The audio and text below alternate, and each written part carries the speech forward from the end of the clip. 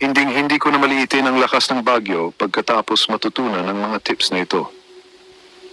Handa ka na bang manatiling ligtas? Unang hakbang, manatiling may alam.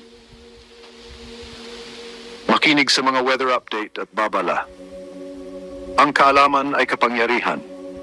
Pangalawang hakbang, maghanda ng emergency kit. Mag-impake ng mga mahalaga tulad ng tubig, pagkain, at flashlight. Malaki ang may tutulong ng kaunting paghahanda. Pangatlong hakbang, isecure ang iyong tahanan. Isara ang mga bintana, ipasok ang mga gamit sa labas, at suriin ang iyong bubong. Mas mabuti ng sigurado kaysa magsisi. Pang-apat na hakbang, magplano para sa evacuation. Alamin ang mga ruta at magkaroon ng plano. Unahin ang kaligtasan, palagi. Panglimang hakbang, manatili sa loob ng bahay habang may bagyo. Lumayo sa mga bintana at pinto. Ito ang pinakaligtas na lugar. At panghuli, manatiling kalmado at magtulungan.